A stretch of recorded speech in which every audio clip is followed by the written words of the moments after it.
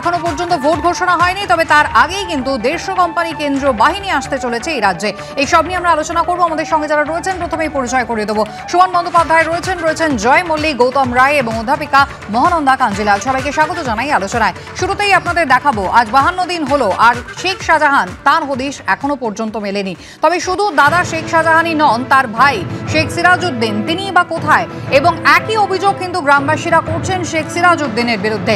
ঠিক একই কায়দায় জমি ভেড়ি দখল করতেন শেখ সিরাজউদ্দিন। একটা আস্ত মার্কেট কমপ্লেক্স তিনি বানিয়ে ফেলেছিলেন। শুধু তাই নয়, অত্যাচারের সীমা পরিসীমা বেড়েছিল একেবারে মাত্রাতিরিক্ত। পুলিশের কাছে অভিযোগ জানাতে গেলে পুলিশ এদের কাছেই পাঠিয়ে দিত, অর্থাৎ অভিযোগ তো দায়ের হতোই না, বরং অত্যাচারের মাত্রা কিন্তু ক্রমাগত বাড়ত।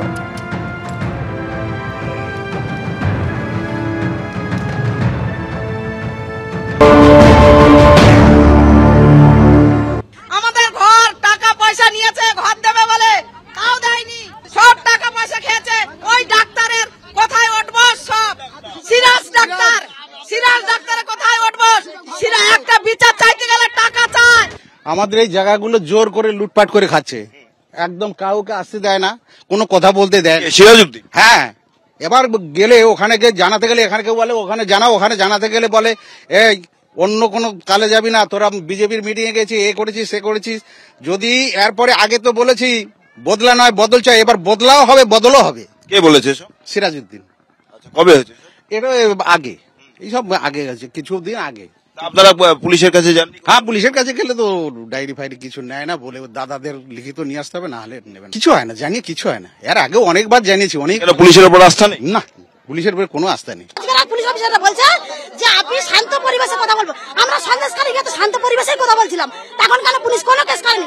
আমাদেরকে বলে শেখ শাহজাহানের কাছে চলে যাও, সিরাজউদ্দিনের কাছে চলে যাও। কেন আমরা সিরাজউদ্দিনের কাছে যাবো? কেন আমরা শেখ শাহজাহানের কাছে যাবো? কেন আপনি তো দেশের একটা আইন কেন আপনার কাছে আসবো নাকি সিরাজউদ্দিনের কাছে যাবো? কাদের বিরুদ্ধে অভিযোগ দেওয়া হতো রাস্তায় নেমেছেন আজকে? শেখ শাহজাহান, শিবু হাজরা, উত্তম সর্দার, সিদ্দিক মোল্লা, ওদের বিরুদ্ধে আমি গ্রেফতার চাই, ওদের শাস্তি চাই। কার বিরুদ্ধে অভিযোগ আপনাদের মূলত? এই তো সিরাজ, সিদ্দিক মোল্লা, শাহজাহান শেখ। শাহজাহানের ভাই সিরাজ একটা অঞ্চল সভাপতি, আমাদের ভয় দেখায়। অজিত মাইতি এখান থেকে সব টাকা পয়সা সব সিরাজ ডাক্তারকে পৌঁছে দেয়। জমি দখল করে না, সব দখল করে সব ইয়ে করে নিয়ে সব পাঠিয়ে দেয়, সব সিরাজ ডাক্তারের ওখানে সব জমি ওখানে পাঠিয়ে দেয়। সুমনবাবু, সময় যত গড়াচ্ছে ততই অভিযোগের তালিকাটা কিন্তু দীর্ঘ হচ্ছে। মানে অভিযোগগুলো হয়তো এক, কিন্তু যাদের বিরুদ্ধে অভিযোগ করা হচ্ছে সেই অভিযুক্তদের তালিকাটা বলা ভালো বেশি দীর্ঘ হচ্ছে। এতদিন ছিল উত্তম সর্দার, ছিল শিবু হাজরা, ছিল শেখ শাহজাহান, এবার তার সঙ্গে নাম যোগ হয়েছে নতুন করে এই শেখ সিরাজউদ্দিন এবং অজিত মাইতির বাড়িতেও যেভাবে ভাঙচুর চালালেন গ্রামবাসীরা সেদিন। না, দেখুন, অভিযোগ আছে বলেই সেখানে সরকারি ক্যাম্প চলছে এবং সেখানে পুলিশ প্রশাসনের কাছে অভিযোগ জমা করছে এবং অভিযোগের বিরুদ্ধে ব্যবস্থা নেওয়া হচ্ছে। এই ধরনের ব্যবস্থা নেওয়ার ঘটনা অন্তত পশ্চিমবঙ্গের ইতিহাসে কোনোদিন আমি দেখিনি, যে এরকম বহু অভিযোগ বহু সময় ছিল কিন্তু কোনো এই ধরনের ক্যাম্প করে অভিযোগ নেওয়া হয়নি। দ্বিতীয়ত যেটা দেখানোর চেষ্টা করছেন আপনারা যে গোটা সন্দেশখালী সন্ত্রস্ত, সেটা কিন্তু নয়। মূলত 16টা গ্রাম পঞ্চায়েতের মধ্যে একটা গ্রাম পঞ্চায়েত নিয়ে গন্ডগোল, সেখানে 5টা বুথে বিশেষত গন্ডগোল এবং মূলত 3 জনের বিরুদ্ধে অভিযোগ। তার মধ্যে আমি সেটাই বলছি যে আমি ওই জন্যই বলছি যে তাদের মধ্যে 2 জনকে অলরেডি রাজ্য পুলিশ গ্রেপ্তার করেছে এবং গতকাল পার্থভূমি গিয়েছিলেন সেচমন্ত্রী, মাননীয় সেচমন্ত্রী, তিনি বলেছেন যে যদি ওটা রাজ্য পুলিশের হাতে থাকতো তাহলে অলরেডি শেখ শাহজাহানের বিরুদ্ধে যে ব্যবস্থা নেওয়া, সেই ব্যবস্থা নেওয়া বা গ্রেপ্তারের ব্যাপারটা ঘটাতে পারত। দেখুন, মূল যে জায়গাটা সেটা হচ্ছে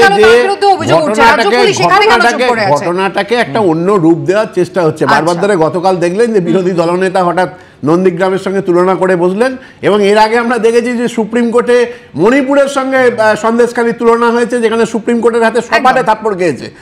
মানে এই রাজ্য বিজেপির তরফ থেকে সেই অভিযোগটা পৌঁছে দিয়েছিল যে মণিপুর আর সন্দেশখালী এক।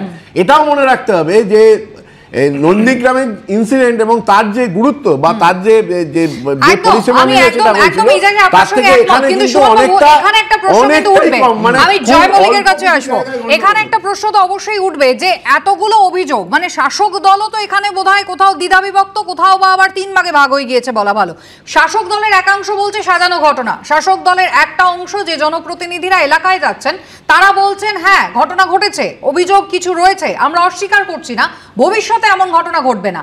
আবার তারই পাশে যিনি বসে আছেন তিনি বলছেন যে শেখানো হয়েছে, শেখ শাহজাহান বারবার কেন বলছেন, আপনাদের শিখিয়ে দেওয়া হয়েছে। মানে শাসক দল নিজেরাই কিন্তু ঐক্যমত্যে পৌঁছতে পারেনি, এবং যেটাকে এই সুমনবাবু বলার চেষ্টা করলেন যে পুরোটাই কোথাও একটা তৈরি করা হয়েছে, তাহলে এই তৈরি করার সুযোগটা শাসক দল দিচ্ছে কেন, রাজ্য প্রশাসনই বা দিচ্ছে কেন? সন্দেশখালীর প্রথম দিন থেকে আমরা দেখে এসেছি যে ওইখানকার ঘটনাটাকে কিভাবে ধামাচাপা দেওয়া যায় তার পূর্ণ প্রচেষ্টা এই সরকার, এই পুলিশ করে গেছে। একদিকে দেখুন, একটা ছবি আমরা দেখছি, যখনই বিরোধী দল যাচ্ছে, যখনই সুকান্ত মজুমদার যাচ্ছে, যখন শুভেন্দু অধিকারী যাচ্ছে, বড় পুলিশ প্রশাসনের একদম টিম গিয়ে তাদের আটকাচ্ছে। কিন্তু আমরা কালকে দেখলাম তৃণমূলের যখন প্রতিনিধি দল যাচ্ছে তাদের কিন্তু আটকানোর একটা পুলিশ নেই, সেখানে ধস্তাধস্তি হচ্ছে না। তো এখান থেকে পরিষ্কার বোঝা যায় যে কিভাবে পশ্চিমবঙ্গের পুলিশ দ্বিধা বিভক্ত এবং দ্বিচারিতা করছে। আমার প্রথম প্রশ্ন হচ্ছে যে আজকে ডিজিকে যখন ছুটে যেতে হলো, ডিজি যখন ফেরত চলে আসলো, তখন খালি হাত যখন আসলো, তখন আমরা শোলের একটা ডায়লগের কথা মনে পড়ছে, আরে ও এক তুম স ফির ভি লটায় খালি হাত। তো আজকের প্রশ্নটা তো সেটাই, 24 ঘন্টার মধ্যে আবার তাকে যেতে হলো, কিন্তু তার ফেরত আসা উচিত হয়নি। ওইখান থেকে শেখ শাহজাহানকে কলার ধরে হিড় করে টেনে নিয়ে আসা উচিত ছিল, তাহলে বোঝা যেত হ্যাঁ পশ্চিমবঙ্গ পুলিশ কাজ করছে। আজকে যখন উনি খালি হাত ফেরত এসছেন, তখনই আমি বলছি সাধারণ মানুষের যেরকম পশ্চিমবঙ্গ পুলিশের এবং রাজ্য সরকারের কিন্তু রাজ্য পুলিশের তরফ থেকে এবং শাসক দলের পক্ষ থেকেও বারবার যেটা বলা হচ্ছে যে নির্দিষ্ট করে শেখ শাহজাহানের বিরুদ্ধে কোনো লিখিত অভিযোগ নেই। যে রাজ্যের বিরোধী দলনেতা তিনি বারবার দাবি করেছেন কোথায় রয়েছেন শেখ শাহজাহান, কবে কার বাড়িতে কখন রয়েছেন, তিনি একটা লিখিত অভিযোগ দিয়েছেন। যে সহায়তা কেন্দ্র খোলা হয়েছে সেই রেজিস্টারটা একবার দেখুন কি কি হচ্ছে, কতগুলো জমা পড়লো। তারপরে সাধারণ মানুষের যে বাইটগুলো আপনাদের সংবাদ মাধ্যমের সামনে দিচ্ছে, সেখানে বারবার শেখ শাহজাহানের নাম উঠে আসছে। আমি আবার বলছি, পিছনে কে আছে সেটা সব থেকে বেশি ইম্পর্টেন্ট। সব জায়গায় কিন্তু মমতা বন্দ্যোপাধ্যায়ের নাম উঠে আসবে না, কিন্তু আলটিমেটলি দেখুন এই যে ডিজি যে ঘুরে আসলো খালি হাত, এবং ডিজি যে কার কথায় উঠছে বসছে সেটাও তো আমরা জানি, কিন্তু মমতা বন্দ্যোপাধ্যায়ের নাম তো আসবে। অভিযোগের ক্যাম্প ইতিমধ্যেই তৈরি হয়েছে, যেমন প্রতিশ্রুতি দিয়েছিলেন রাজ্য পুলিশের ডিজি, এবং সেখানে অন্তত 73টা অভিযোগ রয়েছে, যার মধ্যে 50-এর বেশি কিন্তু এই ডাক্তার সিরাজ ডাক্তারের বিরুদ্ধে রয়েছে। আদিবাসী মহিলারা তারা কি অভিযোগ করছেন, এই সিরাজউদ্দিন তার বিরুদ্ধে কি অভিযোগ? 33 শতক চাষের জমি দখল করে সিরাজ মার্কেট তৈরি করেছে। টাকার জন্য শেখ সিরাজউদ্দিনের দুয়ারে ঘুরেও কোনো সুরাহা তারা পাননি। গাড়ি করে বসিরহাটে তুলে নিয়ে গিয়ে জমি লিখিয়ে নিয়েছে সিরাজ। ভয়ে কারো কাছে মুখ খুলতে পারেননি তারা। পুলিশের ক্যাম্পে অভিযোগ দায়ের করে এমনই অভিযোগ করছেন, চাঞ্চল্যকর দাবি করছেন সন্দেশখালীর বাসিন্দা হরিপদ সর্দার।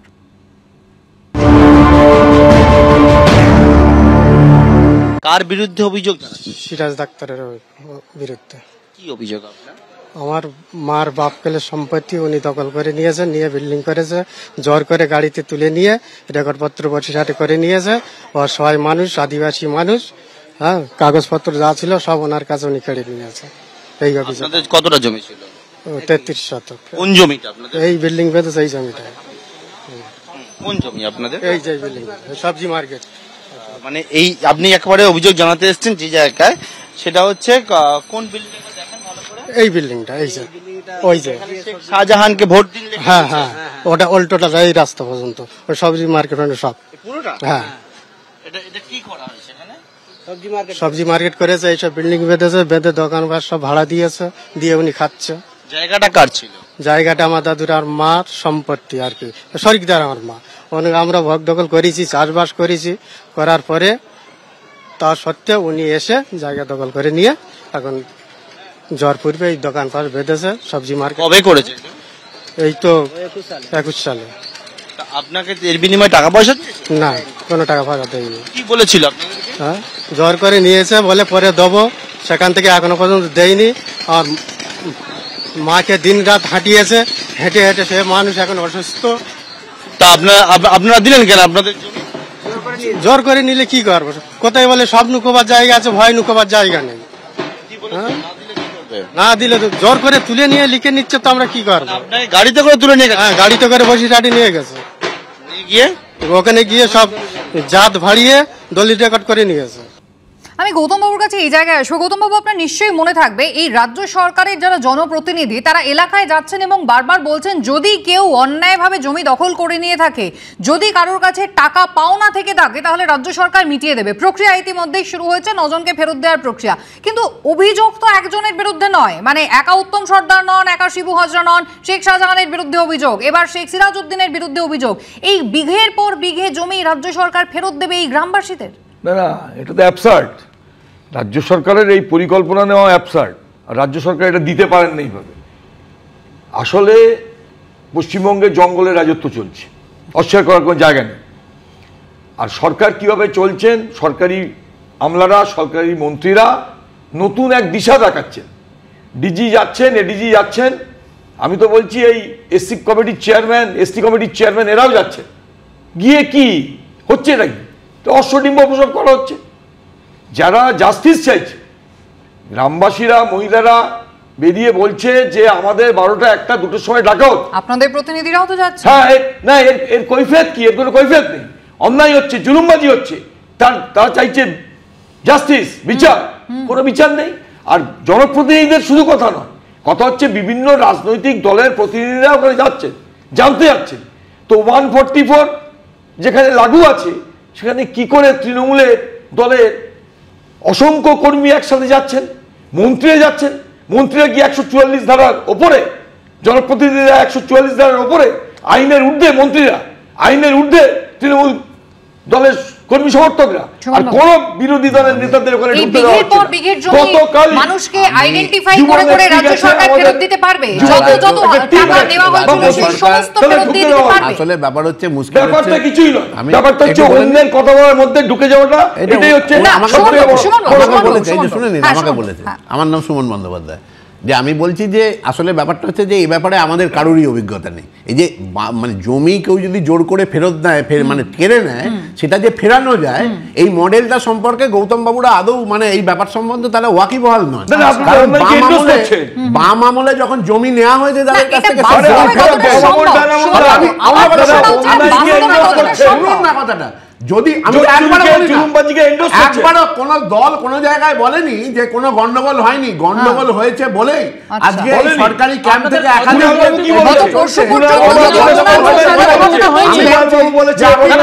আপনি আজকে গোটা সন্দেশখালীর যে প্রক্রিয়া,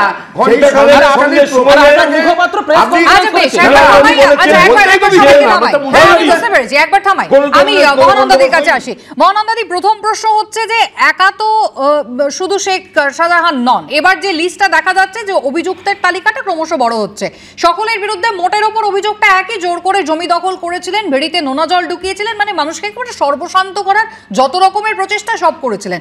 আমার বক্তব্যটা হচ্ছে যে রাজ্য সরকার এই সমস্ত মানুষের জমির হিসেব করে তাদেরকে প্রপারলি জমি ফিরিয়ে দিতে পারবে, যাদের কাছ থেকে টাকা পয়সা লুট করা হয়েছিল সেগুলো ফিরিয়ে দেওয়া সম্ভব। এবং সর্বোপরি এই যে রাজ্য পুলিশের বড় কর্তারা যারা যাচ্ছেন, আশ্বাস দেওয়ার চেষ্টা করছেন, আইনের শাসন প্রতিষ্ঠা করবেন বলে প্রতিশ্রুতি দিচ্ছেন, বাস্তব কি বলছে, ছবি কি বলছে? সত্যি ভরসা পাচ্ছেন এই নির্যাতিতারা? Totally absurd. আসলে যেটা হয়েছে কি জানো তো, এই যে জবে থেকে আমাদের 73rd 74th constitution amendment act হয়েছে, এর উদ্দেশ্য ছিল কেন্দ্রীকরণ থেকে বিকেন্দ্রীকরণ, অর্থাৎ পঞ্চায়েতের উপরে ক্ষমতা দেওয়া, যাতে একটা সুশাসন আসে, সাধারণ গরিব মানুষ তারা বিচার পায়, তারা সুন্দরভাবে বাঁচতে পারে। কিন্তু এখন ঠিক উল্টো ট্রেন্ড হয়ে যাচ্ছে, অর্থাৎ সেই বিকেন্দ্রীকরণ থেকে কেন্দ্রীকরণের দিকে যাচ্ছে, সামন্ততান্ত্রিক প্রথা। অর্থাৎ যে ঘটনাগুলো আমরা টিভির পর্দায় দেখছি, সাধারণ মানুষের জমি কেড়ে নেওয়া হচ্ছে, এই কথাটা খুব মানে মারাত্মক। নিয়ে নেওয়া নয়, কেড়ে নেওয়া হচ্ছে। অর্থাৎ তার মানে কেড়ে যে নিচ্ছে তার কতখানি ক্ষমতা যে সে ইচ্ছে করলেই একটা গরিব মানুষকে দিয়ে একটা দলিল লিখিয়ে সে জিনিসটা নিয়ে নিতে পারে। ফেরত দেওয়ার প্রশ্ন তো তুমি ভুলেই যাও, কারণ তারা কোর্টে যেতে পারবে না, তারা সত্যি তাদের অত অর্থবল নেই, তারা পুলিশের সাহায্য পাবে না। কাজে এই জিনিসটা এস্টাবলিশড হয়ে যাচ্ছে যে আমি সবল, আমি দুর্বলের ওপর অত্যাচার করতে পারি। সব থেকে বড় মানে ডেঞ্জারাস জায়গা সেটা। আর আরেকটা ছোট কথা বলবো, সেটা হচ্ছে যে রাজনৈতিক সন্ত্রাসী বলো বা যাই বলো, এটা কেন্দ্রীভূত হচ্ছে দুটো জিনিস নিয়ে। একটা হচ্ছে ক্ষমতার লড়াই, ক্ষমতা দখলের লড়াই, আরেকটা হচ্ছে অর্থ রোজগারের উপায়। এই দুটোর সহাবস্থান যতদিন না যাবে ততদিন এই সমস্যার সমাধান পুলিশ প্রশাসন কেউ করতে পারবে না। প্রশাসনের সদিচ্ছা আছে ভালো কথা, কিন্তু রুট প্রবলেমটাকে আইডেন্টিফাই করতে হবে। সেইটার মানে কি করে, কিন্তু রুট প্রবলেমটা আইডেন্টিফাই করাটাও যেমন একটা বড় কথা, সেখানে রাজ্য সরকারের সদিচ্ছা বা প্রশাসনের সদিচ্ছা কতটা রয়েছে সেটাও তো একটা বড় প্রশ্ন। সুমন বাবু, না আমি বলছি যে এটা দুটোর মধ্যে দেখুন, মহানন্দাদি যেটা বললেন সেই জায়গায় কতগুলো পার্থক্য রয়েছে। আপনারা তো মহানন্দাদির তো এটাও বলা উচিত ছিল যে সরকার নোটিফিকেশন করে জমি কেড়ে নিয়েছে, জোর করে চাষের জমি কেড়ে নিয়েছে। এই উদাহরণ সিঙ্গুরে আছে, সরকারি নোটিফিকেশন জারি হয়েছিল নন্দীগ্রামে, তার বিরুদ্ধে আন্দোলনের ইতিহাস আছে। ফলে সরকার এখানে কিন্তু সরকারের বিরুদ্ধে অভিযোগ, এখানে কয়েকজন একটু বলেনি, এখানে কয়েকজন ব্যক্তির বিরুদ্ধে অভিযোগ।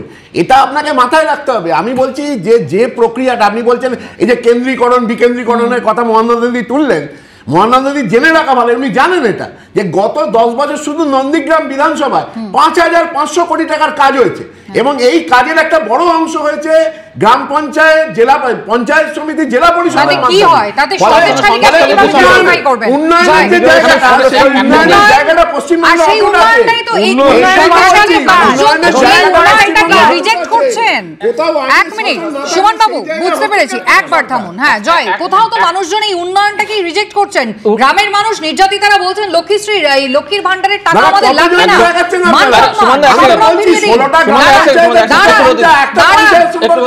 একটা হলেও সেটা কিন্তু যথেষ্ট নিন্দনীয়। 13 বছর পরে যে উন্নয়নের পাশাপাশি আপনি উদাহরণটা টানছেন সেটা যথেষ্ট নিন্দনীয়। সরকার একটা পঞ্চায়েত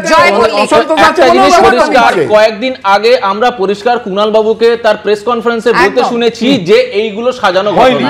ঠিক গতকালকে সুজিত বসুর মুখ থেকে পরিষ্কার হলো যে আপনাদের যে জমিগুলো গেছে সেগুলো আমরা ফেরত দেব। তার মানে উনি মেনে নিলেন যেগুলো সাজানো ঘটনা নয় এবং স্বীকার করছেন যেগুলো হয়েছে। এবারে শেষ করতে দিন। বিষয় হচ্ছে পার্থ ভৌমিক গিয়ে যে অভিনয়টা করলো তাকে অস্কার দেওয়া উচিত, এটা আমি মনে করি। ঠিক আছে করুন, কিন্তু ওনারা ফেরত আসার পরে সাধারণ মানুষ আপনাদের মতে আশ্বস্ত করেছেন, আপনাদের মতে নেতা গেছিল আপনাদের দলের, আশ্বস্ত হয়েছে, এটাই তো আপনাদের মত। আমি বলছি সাধারণ মানুষ এবিপি আনন্দের ক্যামেরার সামনে পরিষ্কার মুখ খুলে দিয়েছে যে তারা যে এসছে টোটালি রাজনৈতিক স্বার্থে এসছে, এখানে কোনো কিছু হবে না। তারা সাধারণ মানুষ আপনাদের কথায় আশ্বস্ত হননি। এবং আমি একটা কথা বলছি, কি হচ্ছে না সেটার প্রমাণ তো না, এটা তো আমি বললে হবে না। শুনিয়ে দিই আপনাদের, একেবারে লক্ষ্মীর ভান্ডারের টাকা চাই না, মমতা বন্দ্যোপাধ্যায়ের দেওয়া অনুদান চাই না। গ্রামবাসীরা বলছেন মান সম্মান সম্ভ্রম তারা চান, ফেরত চান এবং অবশ্যই বিচার চান। শুনুন।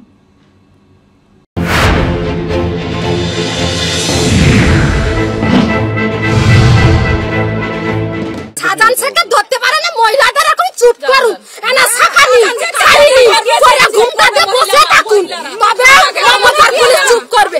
মমতা 1000 টাকা 500 টাকা দিয়ে আর মহিলাদের বলছে চুপ করুন, চুপ করুন।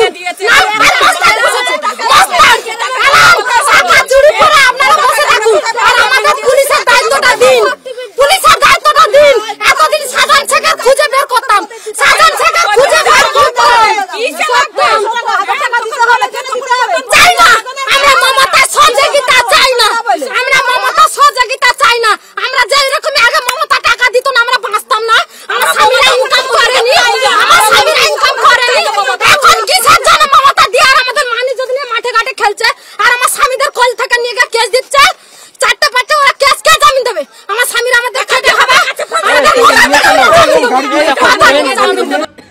সন্দেশখালীর ক্ষোভের মুখে শেখ শাহজাহান, শেখ সিরাজউদ্দিনের দায় কি এবার তাহলে শাসক দল ঝেড়ে ফেলতে চাইছে? লোকসভা ভোটের আগে ড্যামেজ কন্ট্রোলের চেষ্টায় শাসক দল।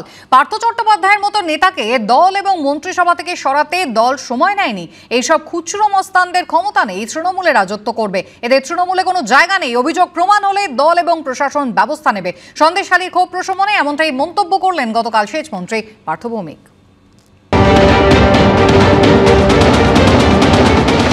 আমি আজকে সন্দেশখালীর 2-এর সমস্ত কর্মী, সাধারণ মানুষ, নেতাদের সামনে